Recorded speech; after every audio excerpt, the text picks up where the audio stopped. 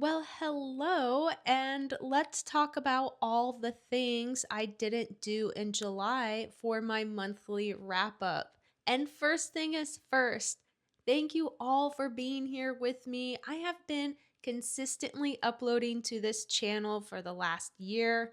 Totally missed my 1 year channel anniversary over here, but I think that's okay because I was super busy fulfilling Kickstarter orders. So it just spaced and I blanked, and here we are. So it's been a few weeks since then, and I am back over here trying to get into the groove of recording again and uploading again. After taking a break, it's kind of hard to find that rhythm, and so I'm really pushing myself here, forcing myself. I have been trying to do this for like 3 days. Does that ever happen to you? So I thought I could just do a little face-to-face talk for this first bit of this wrap-up video, and then we can move to the top-down shot and talk about some of the things I got into, some of the things I didn't get into, and really, I didn't even get any decks. Technically, there's 3 to show.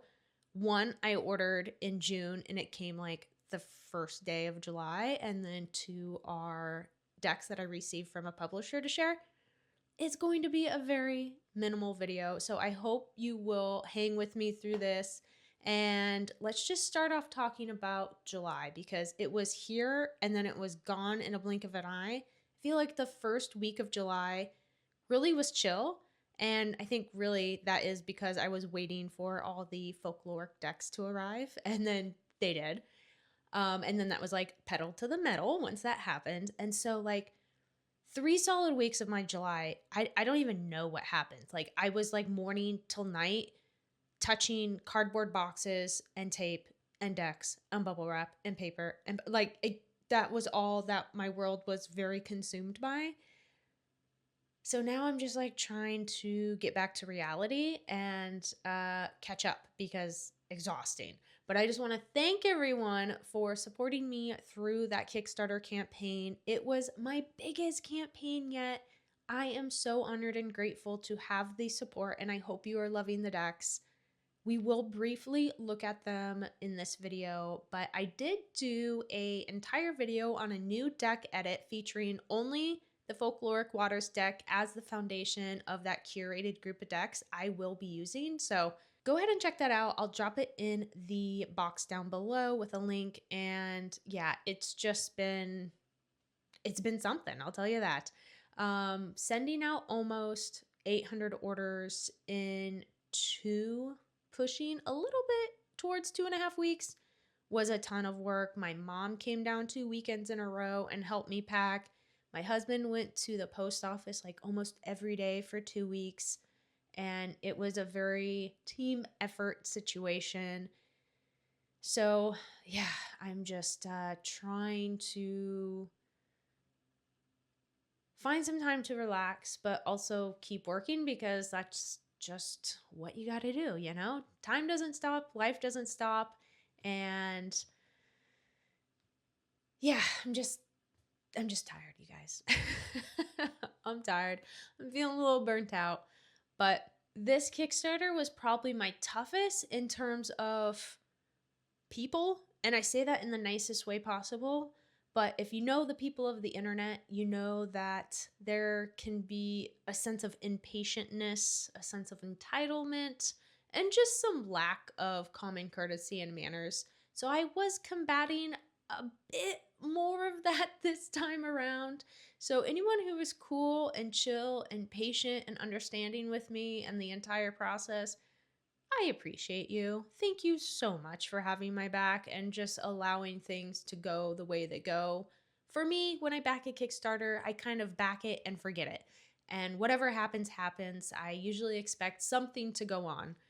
I will say for this campaign of mine, though, like, nothing really happened and everything was according to plan. And I also delivered a month early. So it was a little frustrating, but I'm not here to whine and complain, just a little bit. So that was something that was a bit more challenging this time around. But, you know, it's just one of those things that you expect, and especially on the internet and online spaces. And I have worked plenty of customer service jobs and like food service jobs. So trust me, I have dealt with some real stinkers in my time, but it gets exhausting. And you're just kind of like, what did I do to deserve this? And I always remind myself, and I like tell this to other people too. So it's more of a reminder for myself. It's just like, you know what? People are just taking out things onto you, and it's totally not a personal thing. But some days it's kind of hard not to take it personally, especially when you're having a tough day as well. So let's just be nice to each other, please. I mean, like, I keep saying, like, life is hard enough. Like, the daily grind is hard enough. Why are we making things miserable for each other when coming online is supposed to be this, like, escape, this release, this joy? We're engaging with things that we're interested in and sharing that. And, like, I'm just like, I just don't understand. But okay. So yeah, that was that. So since Kickstarter and all that was really the major factor of July and where my time and energy and focus went, I really didn't have much of a practice. I didn't really play with any decks. I could probably say I did not play with any decks. The only readings I did were for my journal, and even that I had to do in like 3 or 4 batches. It was not a daily thing for me at all, but we'll talk about it when we get into the top-down view and looking at that I really discovered some amazing things about the deck that I used for the month. So, like, there was a win, there is a plus. It just, yeah, I barely did anything except shipping. Like, really. So it was a light practice month. It was a light buying month. I did get 1 book and I got a record, which is like relevant, that we'll see. And then yeah, it was very bare bones, people. Like, I don't have much to say in terms of that, and that's why I figured, like, hey, I could just come on and chat really quick, and then we can do some looking at things briefly. I do want to say, and I'm looking down because I have it right here. Now, I don't know if this person watches my videos, but I did receive a very, very sweet card at my P.O. box, and it was a highlight in the July shipping madness. Very, very sweet card. It made me cry. So in the best way. So if you watch, I don't know if you do, but if this was you, thank you so much. You made a difference, and I appreciate that. So let's just set that aside. What else happened in July? Okay, I know I talk about the Finnish Lodge that I am a member of. So I did get to put together, now this is cool. I did get to put together a almost 50 slide presentation on the Kalevala for the kids' summer school. So we have a Suomi summer school, and it's totally free. It's for grade school kids, and it's for a week long. And this year's theme is the Kalevala. And so I was tasked with putting together the story for the kids. And then from the story, which is like so perfect into my folkloric deck studies, that from the stories, I was tasked to make a map. I'm like, let me spit this out. I was tasked to make a map and characters per sort of like section or day relevant to the stories that were presented. So it was so fun because I get to tell the story and then make the map and the characters. And so the kids are going to draw their own map and characters. So at the end of the week, that's what they'll have to show for their Kalevala project through this presentation. So I'll be there for 1 day of the week-long school, and I'm just really excited to see how it all pans out. I had a lot of fun with it. That was kind of like, a week and a half long project that I did do in July after all the shipping madness, but it was something fun that I chipped away at like day to day, so it didn't feel like stressful or anything. And of course, it's something that I love and enjoy and am passionate about, so it was a win-win. I'm trying to think what else before we flip around here. I don't normally do the face thing, as you know, and so I'm just kind of like, do you want me to do more face videos? Do you like face videos? How about that? Let's end on that before I swap around, because sometimes I feel like it does feel more personal, but like a lot of times I just don't like putting my face on camera. Like, I don't know about you. I'm just pretty picky about the way I look, and days I don't feel great. Like, I don't want to put my mug on here, you know? Not saying like today I feel like I'm so like hot and amazing, because like that's not the case, but I feel okay to like present myself this way, right? I don't know. Let me know if you relate to that, because I'm just like, I would like to, but it's also just it takes so much more energy and acceptance from myself to do that, you know? And like my room isn't done, and so I don't feel like it's like a final polished presentation and representation of like what the vision is for my room here. And not that any of this matters, but I'm just like telling you how I feel about it. um so yeah, I mean, like I have a giant crack on this wall that is like just cut off right here.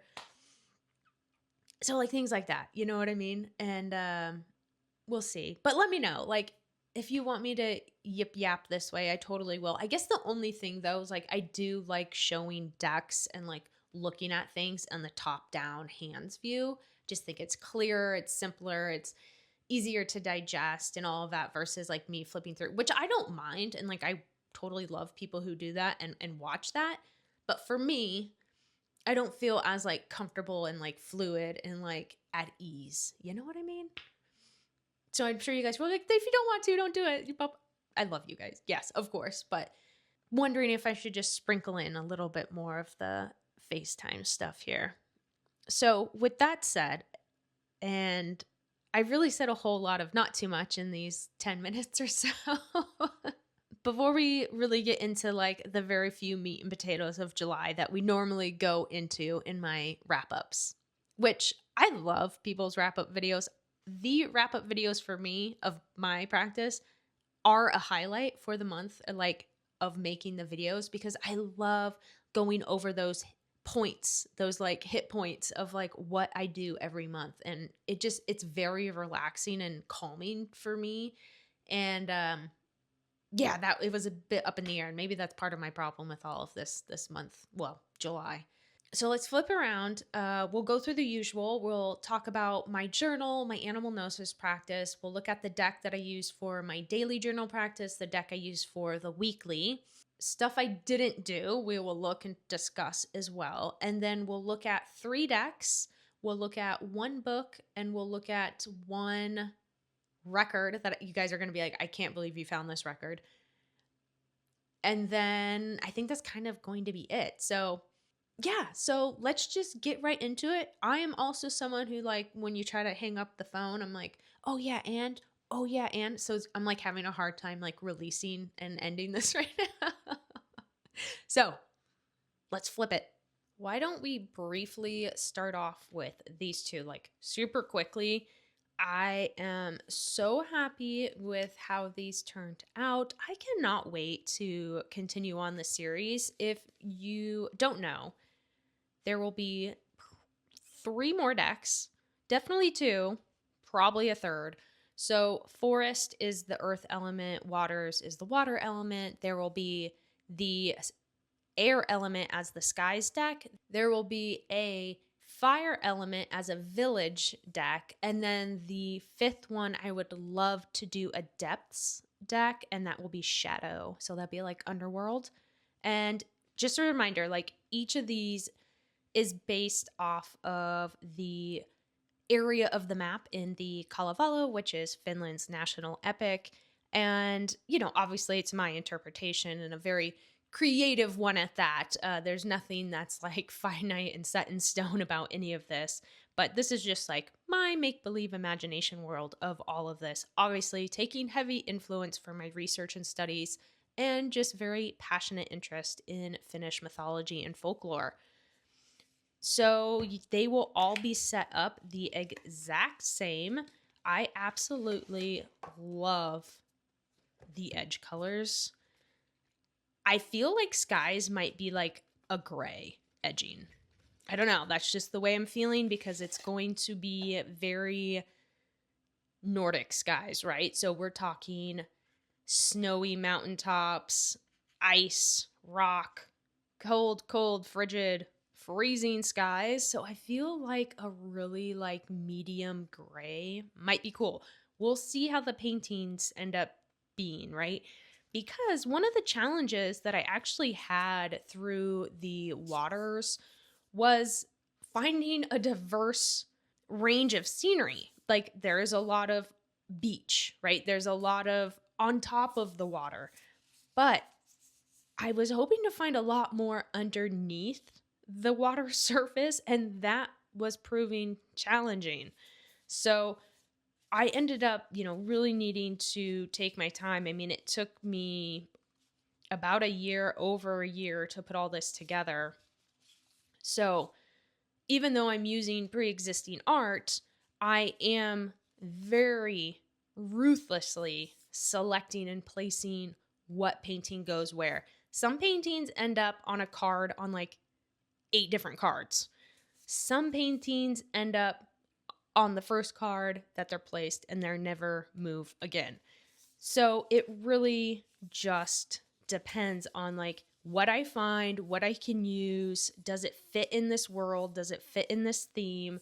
There's a lot of thought that goes behind curating and building this visual world for a deck that is unrelated. Like none of these things are related.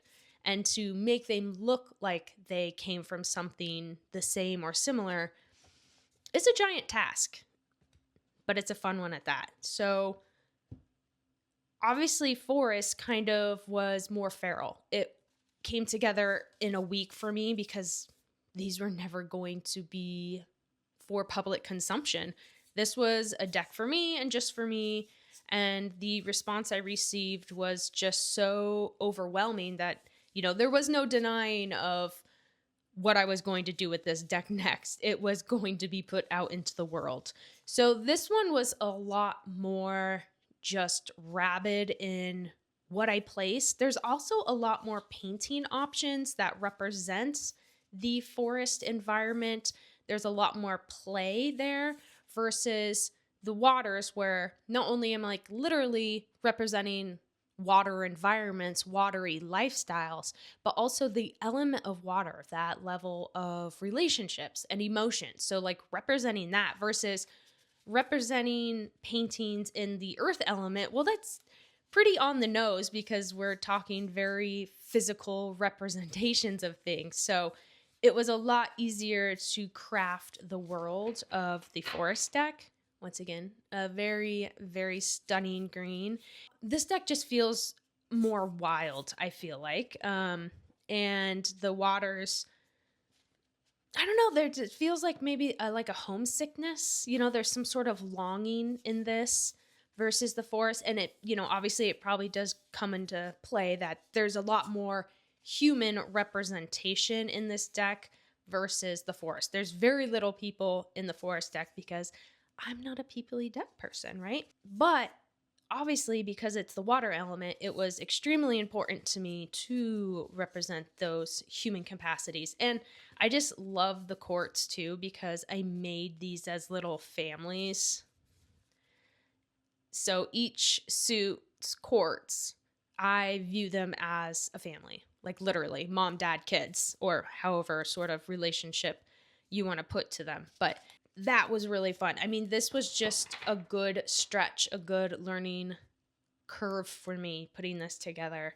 And like I always say, if I was given this task of, make a water deck based on antique paintings in the public domain, and you were given the same task, we both would make totally different decks. Now, there might be some overlap. There might be some areas that we're doing things similarly, but we're both going to have our own approach.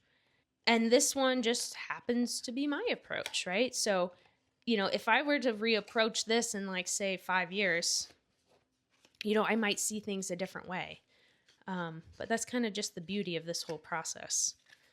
I absolutely love how tactile this whole deck experience is of these two. That is like very important to me.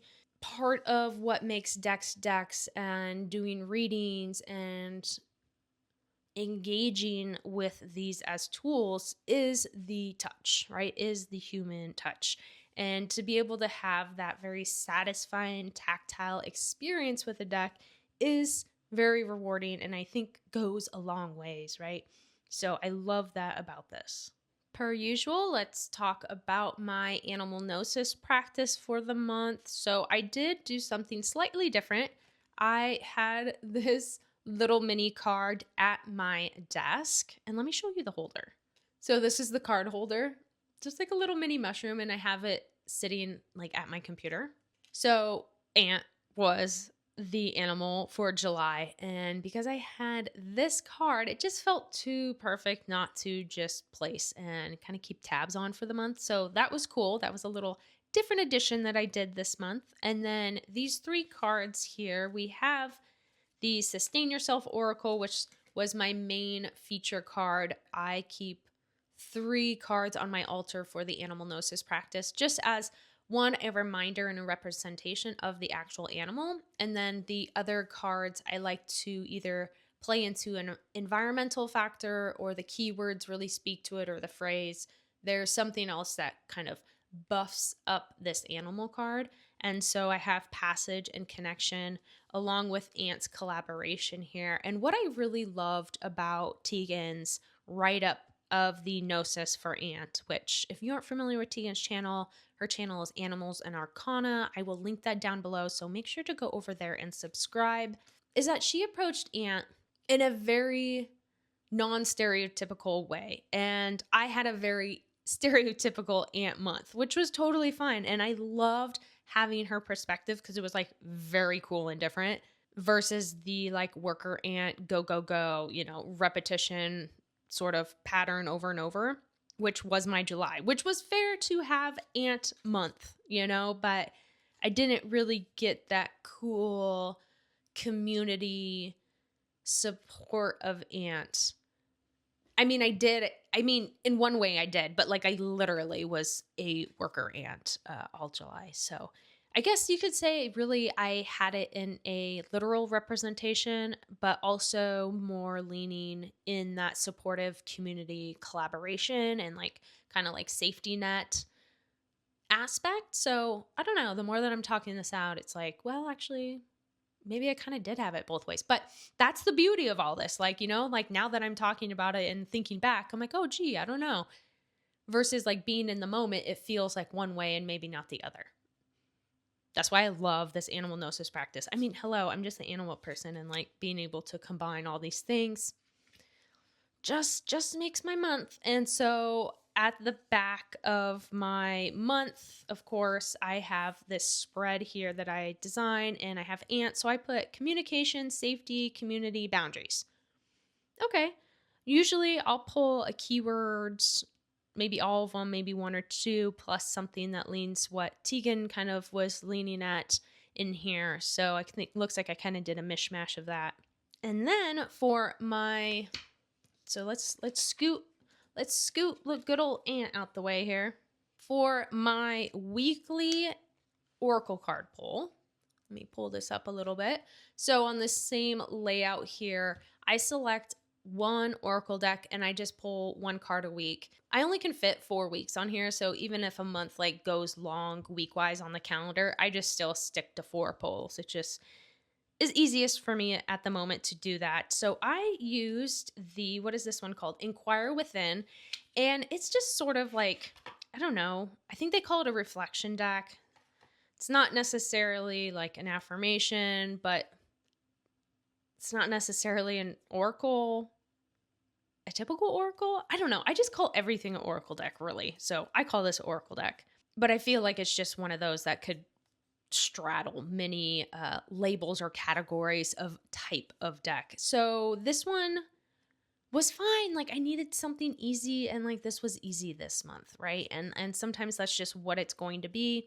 I couldn't invest a lot of time in July, so just having these more built out phrases versus like one single keyword that maybe I'd need to do a bit more lift and connecting to like kind of make it work for me in terms of like a reminder or, energy to focus on. What are you waiting for? I love that. that this was just worked out perfectly to take in and to do nothing more than just taking it in. As you can see, I write like one sentence or like two small phrases. That's that. I'm done. It's a great way to use the deck. Like I always say, if you are curious about my whole journal process and practice, I do have a video on it specifically. So I will link that in the description box below, and you can check that out if you're interested. I always list everything that I possibly can in the description box. So if you ever have questions or you're curious about something, pop that open and see if you find your answer. So this was cool. This is like one of my longest indie decks I've had too, and it sticks around. Even though I will say the illustration style isn't necessarily me, but it's like simple and like minimalistic enough that it works, and I like the phrases for the most part. So it definitely has its place in my practice and in my collection. Now, for the dailies, I used the Hollow Valley deck of symbols for my daily pulls. So let's check that out. These dividers make me so happy every time I flip to this like opening page every month. I love the collages, the stickery collages here that I've done. They make me smile. Okay, so my daily polls here. Once again, I did not do this every day. This was something that I did in 3 or 4 batches. So sometimes I had like 9 cards pulled to like catch up on this. But I'm so glad it actually ended up working that way, because this deck works amazing on its own, just together in a really large spread. The way the objects and the extra bits around the objects really can like speak in a very story-like start to finish flow. I was literally like shocked. I thought it would be a bit more dry, because working with oracle cards that are just title based, now not like a keyword like, abundance, right? It's pearl. It's telling you exactly what the image is. I find those sometimes to be dry, a little hard to get into if you don't have some sort of built up library in your head with information to like pull like what pearl means to you or whatever about it, right?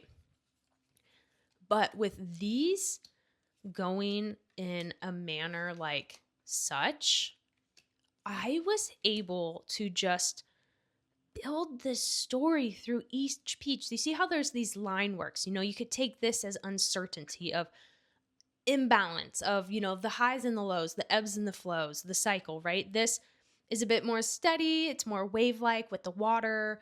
See, you can start pulling apart these really small graphic details and symbols and build something more than the literal just like well, right? But we have a dark water, we have a swirl, we have the bucket being lowered by a single rope here.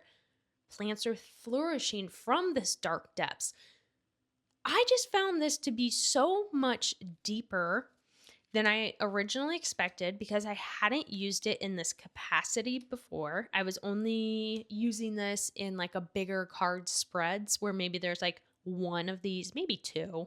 But because I was needing to catch up on my daily journals during July, I was able to lay these out as one big reading, and it totally works. I fell in love, and this is something I would not have realized had I not gone about my journaling the way July just worked itself out to be, right?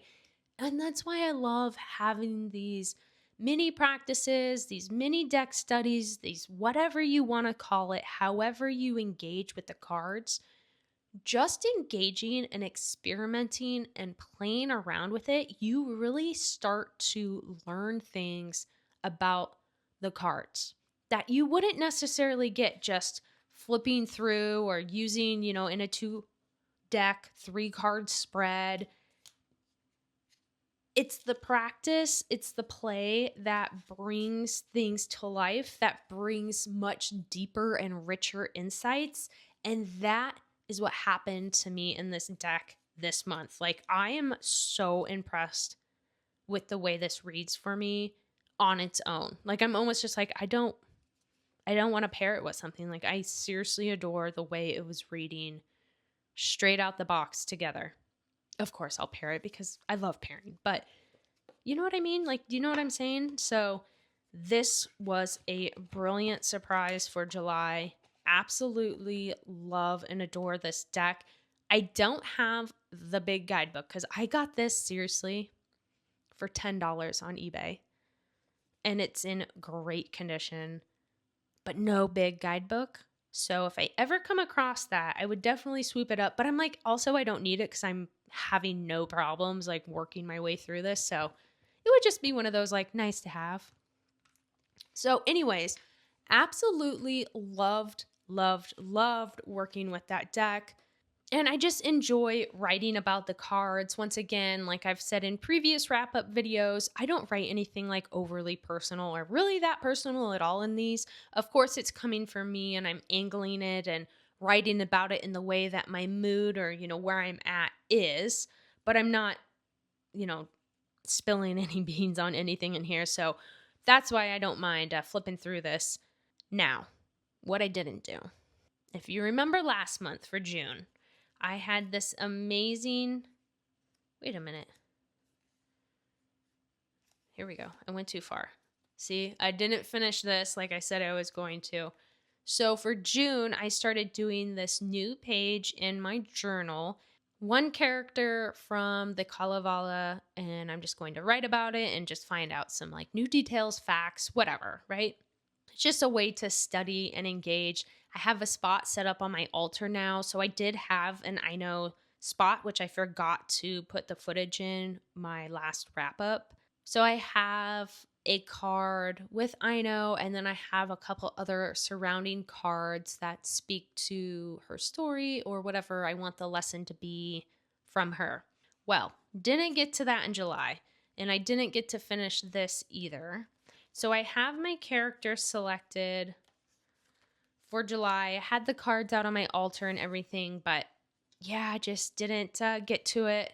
So we'll see. Maybe I'll just do this one for August and I'm just going to be behind, or I'll do 2 for August. I really don't know. We'll see how the mood takes me, but I really enjoyed it and I got a lot out of it. I think it's also really lovely to have that energy and that story present in my month because, well, I won't get into it too much because I want to make a video on like myth and tarot and how I work with those things together, how I work with myth in my practice.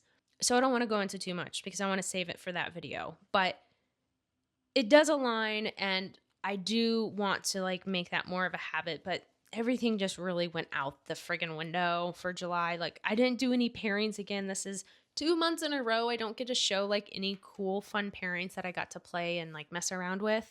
But I promise I will do that for next month's wrap up. I really want to show some mass market pairing options to go with Folkloric Waters because the deck edit that I did for Waters is literally for my personal practice. So the decks that I paired and curated together had no consideration for anything else except for myself. And I was just sharing that. And I want to put some options out there for more mass market and affordable decks to pair with this. I'm sharing my practice with you guys. I don't always have every video be angled towards you doing the same thing as I'm doing, right? Like some of these are just like, hey, this is what I'm up to and I'm sharing it. But I want to make sure that I'm offering some other ideas and I will do my best to get to that in August. The one deck I did get in July, I have already shown this in my deck edit with the Waters.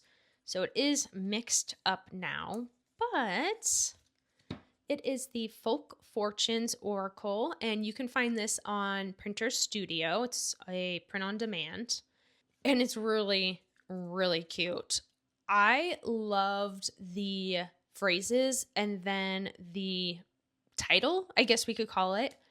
Now, if I want to give one piece of design feedback, because I can't help myself, the numbers here I think should have been the same size as the smaller font. It's just like too competing, then the numbers don't matter. I mean, they don't matter to me. I don't mean to say that like flippantly. It just seems like in this grand scheme of thing of like what information you are to take in the reading, like the numbers aren't that. But perhaps if you are a numerology person, like you're like, no, Lennox, you're totally wrong. The numbers matter on this, and I like the size.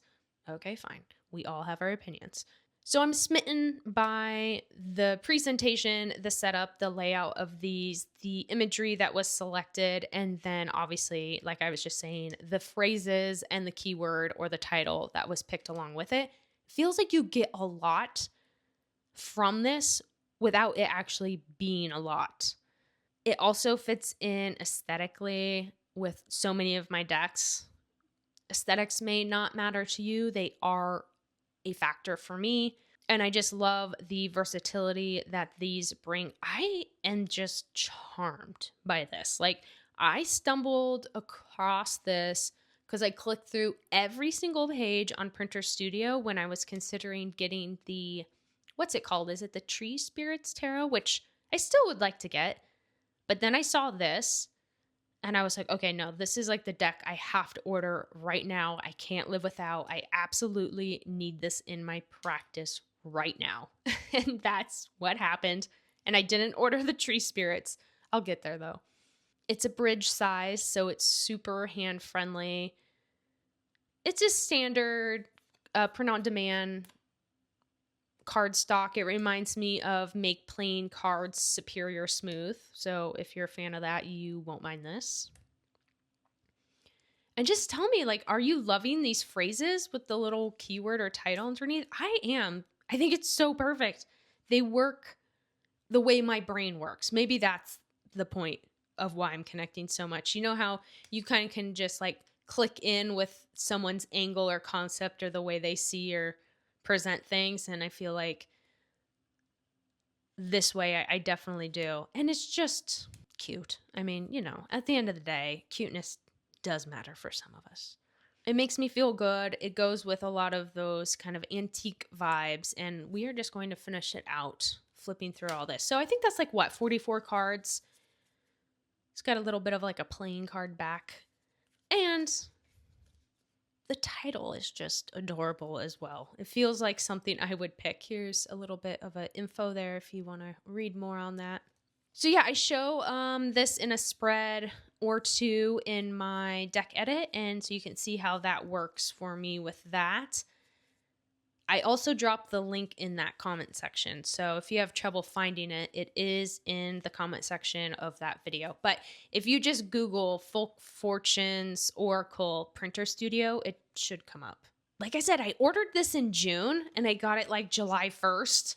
So it like just missed, like, no, I must have gotten it like July 2nd or 3rd because sometimes I film my wrap-up videos like on the last day of the month or like the first day or two of the new month. So it had like just missed the cutoff for my June wrap-up. So technically I didn't buy any decks in July. Zero decks purchased. But I did receive these 2 decks from Red Feather though to share with you all and review. And of course, I didn't be able to get to that in July, but I'm really excited to actually use these this month and to share more of my feelings and my thoughts. I had been after this deck since its indie version.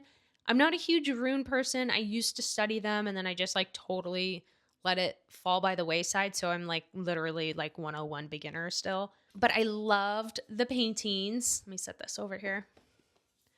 Let's just give a little flip since we're here. So we have a nice spot gloss on the back. We have some gilding. We have a guidebook with beautiful full color and a fair amount of information as well in the guidebook. And what I was saying is I've always adored this series of paintings. I love these folksy gals and their companions. So this is a deck that I will definitely be keeping. I do have a handful of rune decks. I feel like once I get back into runes, a deck in rune form will actually be a really great learning tool for me. I do have a couple sets of runes. And yeah, I just, it was just something that wasn't clicking easily for me. But I think in a card format, it kind of just brings it in a different way. And plus, having the keywords on there, I think helps as well. I just think, and this is totally from like me being a rune noob completely, but I think a card format is actually like kind of great for beginners. I don't know. You tell me if you're a runes person and you're like, yeah, I think I can see that, or no, you need to be like traditionalist and purist. But you guys probably know by now, like, especially if you've been around for a while, I'm not a purist. So I'm a very much like be creative, use your imagination, be respectful and appropriate, but like do what works for you. Like don't let someone dictate how you should or shouldn't be doing something. At the end of the day, like if you're just doing something at home in your room, like who's to tell you that's right or wrong? I don't know. People, I'm just, can you tell I'm in a little bit of a mood? Anyways, love these paintings. I think if you are rune curious and you enjoy the style of the paintings, I mean, it's very colorful, but muted. Like it's a very earthy, colorful color palette, which also speaks to me. And how beautiful are these borders as well? It reminds me of paper cutouts. And the use of color is gorgeous. All around a gorgeous deck. I am really thrilled to have this, and I will be working with it this month so I can report back to you all and let you know my thoughts, feelings, and opinions, and you can decide if this is something that is up your alley or not. But I definitely am thankful for Red Feather sending me goodies because it's really fun to check out new decks and share them, especially this next one right here. Because I believe this was on Kickstarter, right? It is the Microcosmic Oracle. And I was intrigued by the mixed media paintings on the cards. Now, look at the inside of this box. Are you kidding me? This is gorgeous. Like, when I open a deck, I want to be immersed into the world that I am entering of the cards. And this is gorgeous. I will say the production value of this deck is massive because you get a very thorough guidebook. I am a total astrology noob. Like this is like two decks that I'm an absolute noob. So like I guess I am a really great person to engage with this. This guidebook has it all. Now I will say I have flipped through this and read a couple entries and read a few pages in this guidebook to get a brief understanding of what is represented on these cards. Now I will say it felt like a little much for me to engage with when I'm engaging with decks. But can we talk about that like hollow on the box? Like, look at this edging. I don't think I've seen a mass market publisher do this edging before. So props to Red Feather. Also, we've got the spot gloss on the back. I mean, I love all these extra production finishes, but if we could just go back to a good core playing card stock and not do the extra gloss in the foil, I would love, because this cardboard, it just doesn't feel luxe. And then when you're doing these like beautiful extras in the production choices, it just kind of like, I just want a good plain cardstock. It lasts. It's the last to warp and bend and humidity as well, because art paper and cardboard, those are the first that are bending. Those are the first that are warping and bowing. I live in a highly humid environment, and my decks that have a core are the last to get a bow in it. Not to say they don't, but they are the absolute last. I do think some of it has to do with the coating or the varnish as well. Anyways, that's just really a side note and not about this deck in particular. But what I was saying which is like a strength for this deck, but maybe a negative for some, which I think I may fall into that category. That each card has so many different systems and things it's representing, which one, that's amazing. Two, it's a lot to digest. And some people feel like they have to take it all in or else they're not grasping the meaning of the card, which is just not true at all. Because you could totally be like, scratch everything and only take in the astrology bits, which is like a main focus of this deck. But then we also have the animal symbolism and representation. We also have mythology representation in the guidebook.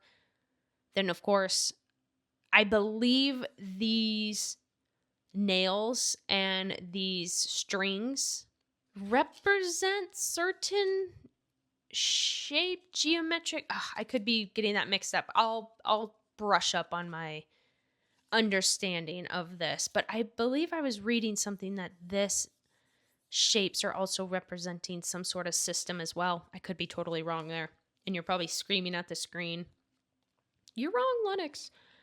So for me to like read with this, it's like, I think this is like a one card kind of reader. Oh, see, look at, I opened to the page. So there is something there with the geometry. Okay. So you can see we have the, herbalism, like zodiac, the animals and the plants, the elements. So the planets, there's a lot. And I think that's super rad. I think it's a little heavy for me to engage with. But what I will say is you get an absolute boatload of information. How gorgeous are the tab designs here and the way that they are split and categorized. Once again, I know like nothing of astrology. I'm just like a very like basic pumpkin spice biatch when it comes to astrology, which, that's fine for me. I'm so impressed with people who are very deep into it because I find it absolutely fascinating and I'm beyond interested in it. So I think this is great to pick up for the astrology factor. And then if you are an animal person, the visuals being animal, I think is a huge plus, and you don't have to engage with that information if you don't want to, right? If you're just like, no, I'm just going to focus on the astrological elements here, that's that, and that's fine. But look at how gorgeous this mixed media artwork is. This was all done by hand. There's a section in the guidebook that talks about the artist's process and the way that it was painted and combined. And it's very unique, very vibrant, very bold. And it's different. Like, I think this is a great mass market offering. And for me, having a small, large collection, like I'm definitely on the smaller side of larger collections, that I do look for decks that have unique or unusual artwork or systems. Like this has so many systems in it that would be a buying factor for me, that, hey, look at all these different learning areas, these different tools that you get to dive into with this deck. So like that's a huge plus about it. I'm going to be looking forward to using this in August though and seeing how it really shakes out for me. I highly appreciate all of the information and research and time and the presentation of how clear and organized all of this information is presented, not only in the book, but on the cards as well. It's a very clean design. It's very organized. It doesn't feel overwhelming, although you are getting a lot to take in. It's not all over the place. It's very well done. So I'm looking forward to seeing kind of how I could make this work for me, because this definitely deserves to get out there. It's so different. So many animals I love too. And ones that you don't necessarily see in every single deck either. I mean, of course, there's ones that we all see and love in animal related decks, but there's definitely some interesting inclusions. I keep seeing otter. I love otters. Anyways, light deck month, but looking forward to actually using August to play around. I can open this. and kind of seeing what works for me, what pairings I come up with, what practices or like styles I can work with these new decks in.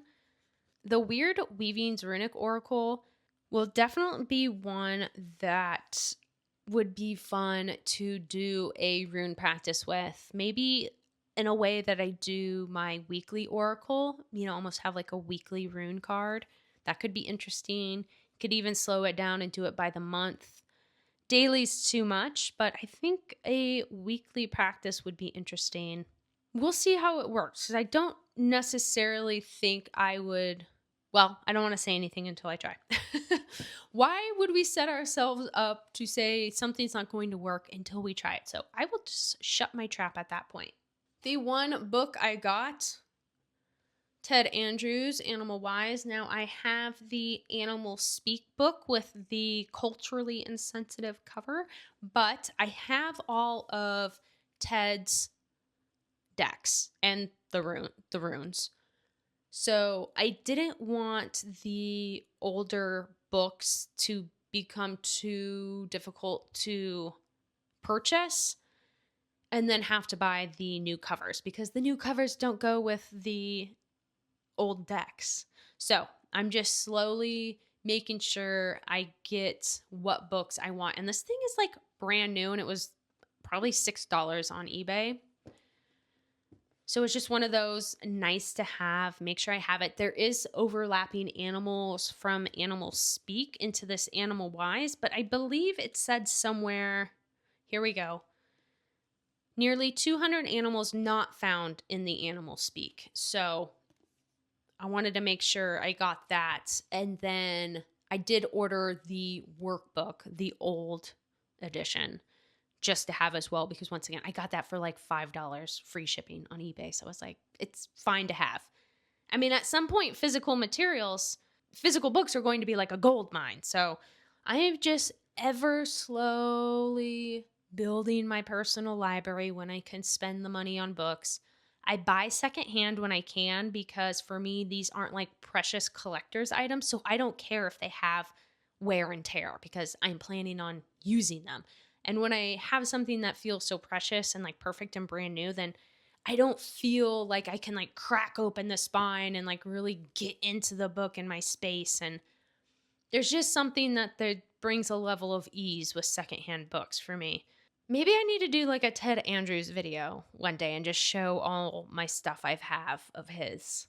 But that's for another day, another discussion. I am going to need a new bookshelf because I'm running out of room, but really glad to have this one in.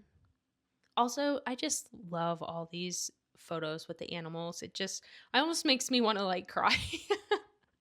That's just how like serious animals are to me.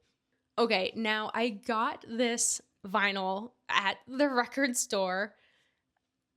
Can you believe it? The Kalevala, it's 2 runes, which runes are the poems that make up the entirety of the epic. And I haven't played it yet, but it's 2 of them. And apparently there's some sort of like background music with it and stuff. So very curious. I got this at my local record store, and it's actually from the local library, which makes it even a bit more special, just knowing that it came from our local library. I'll have to Google to see if there's any others, or if this was just the one, or what, It was just totally a random find. We had a guest in town, so we went downtown and we went to the record store, of course, and I ended up flipping through a section that I don't think I've ever noticed or ever have, or maybe it was a new section. And you better believe that I saw this instantly, and I was like, oh, I don't even care. I'm just like buying it. I don't care anything about it. I just have to have it. So this will be interesting. I'll report back. I will definitely report back, because this is one of those sort of like quirky, wacky things you just stumble upon, right? The last thing that there is to talk about is my deck mod for the Tantric Dakini Oracle. Now, I haven't finished it, but I trimmed most of them. because I am going to make a mod video on this, so I left a few to film and show you guys. But just so you can see what I did, I chopped off the bottom titles because I always use this deck intuitively, and I didn't get it for the longest time because there are a handful of cards that I don't connect with, and most of those have to do with like the Eastern philosophy and representations and figures. But because there's so many collages that I really do love, like this being one, like this is one of my favorites, that I always ignored the titles and just intuitively read with it. I have never read the book. I don't crack open, like nothing. Literally, this is like imagery for me. That is the draw. And so I decided, you know what? I just need to mod this. Like, I just need to turn this into my own thing at this point. And I think this will be the only mod I've done where I'm probably going to chuck the box in the book and just have the cards. So I'm going to stamp on here a new keyword. We'll decide if I end up pulling out any cards or not. When I do a mod, and not that I've done a ton, but the one I did with the Witch's Wisdom where I turned that tarot deck into an oracle deck, I did pull out a handful of cards that just didn't feel like they fit for me. So I might end up doing that with this or not. We'll see. But I will make a video when I get there. I have my stamps. I have the ink. So I got white ink. I had black ink. And I'm just deciding like what stamp size I'm going to get because I have these super tiny vintage stamps. They're just a nightmare to use because they're all jumbled up in a box, but they're a really good small size. They're also like super filthy. We'll see. And then I bought a new set off of Amazon, and they're a much bigger letter size, but also kind of the smallest one I could find. So we'll see what I end up doing because while some of these I really like a single word and the larger stamps would be totally fine, others I like 2 or 3 words, you know, when I look at the imagery of what comes to mind. So we'll see what I end up doing. I haven't been in the mood. I've sat down like 2 or 3 times to sort out what keywords I want to put on here. And every time I do it, my brain just goes like battery zero, just nothing to give, nothing left up there. So I'm not in the right place for it mentally yet. But when I do, I will definitely film a video and show you all. I think this size for the artwork is so good. And it's not even that big of a change, right? It's just chopping off that bottom white, but it really does something, I feel like. They almost feel like little postcards at that point. So we'll see how the stamping goes. And for me, backs don't matter. I don't lay down with back showing. I have nothing to do with the backs. So a back that's cut or not centered or doesn't match, I don't care. I've really just kind of let go a lot of quirks and things that maybe early days would have bothered me, but now I'm like, nah, this is to use. And at the end of the day, like seriously, I say for everything, this is paper. Like all of this is pieces of paper. And so like, what am I getting worked up over paper? It's crazy. So that's what I got into July. I guess I felt like I didn't do a lot. I mean, in one sense, I didn't do a lot. So I guess my practice was lacking in that way. But I still actually kind of did. Like I kept up my journal. I started that mod. And I did a ton of Kickstarter fulfillment. So, I mean, what more was I expecting? I don't know. I placed really high, like, expectations on myself. That's why. Also, did a really bad boo-boo on this finger. That's why I got this, like, gross Band-Aid. And it's a distraction to look at. So I'm like, I don't want to do, like, a really good, like, top-down, like, card video, deck video, I mean. And, like, you have to look at this, like, fugly Band-Aid on this finger. You do not want to see what's under there. Oh my gosh, I had an evening, one evening, let's just say that. I think what's coming up is, well, that deck mod video with the Tantric Dakini. I'm hoping I can do something about that this month. I have a list of suggestions and ideas. I want to put out another art school video and focus on visual storytelling.